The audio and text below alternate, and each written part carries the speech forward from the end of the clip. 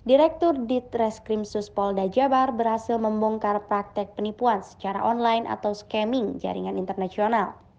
Direktur Ditreskrimsus Polda Jabar berhasil membongkar praktek penipuan secara online atau scamming jaringan internasional. Modus pelaku memerintahkan korban untuk memasuki sejumlah situs yang menjual barang dan diminta untuk mengeklik tanda menyukai di produk tersebut.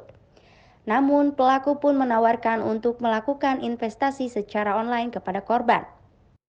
Salah seorang korban berinisial L melapor kepada polisi karena telah ditipu oleh pemilik akun medsos bernama Olivia pada bulan Mei 2023 lalu. Korban mengalami kerugian hingga 587 juta rupiah.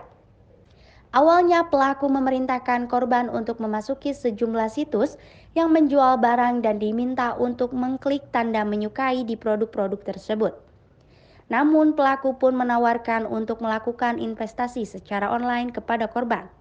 Setelah korban melaporkan kasus tersebut, polisi kemudian melakukan pendalaman dan penelusuran melalui rekening transaksi antara korban dan pelaku. Akhirnya salah seorang tersangka berinisial FJ ditangkap di wilayah Kopo, Kota Bandung.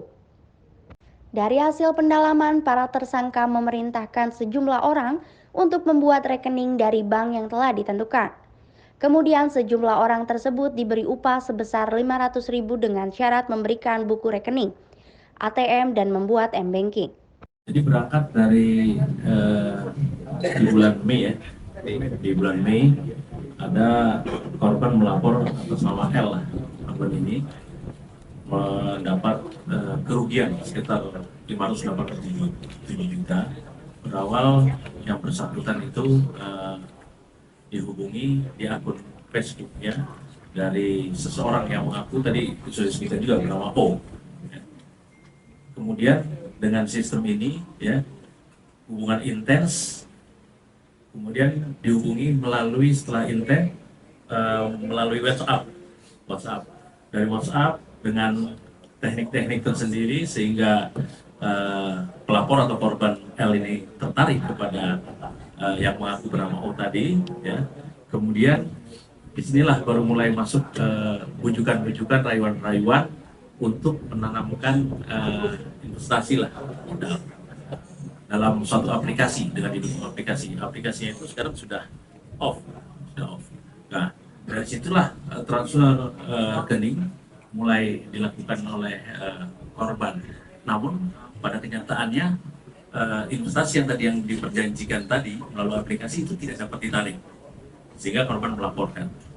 Berdasarkan investigasi kita dapat dari nomor rekening, identitas pemilik rekening. Di situ ada sekitar 7 rekening.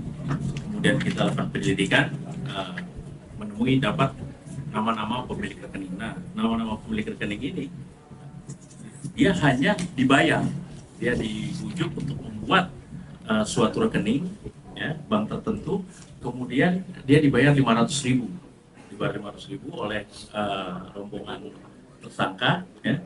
500.000 itu dengan syarat menyerahkan ATM, buku tabungan, dan dibuatkan m-bankingnya. Nah, dari sini kemudian dibawalah ke negara lain bersama jaringannya. Jadi kalau dengan m-banking walaupun lintas negara kan bisa digunakan, ya, bisa digunakan.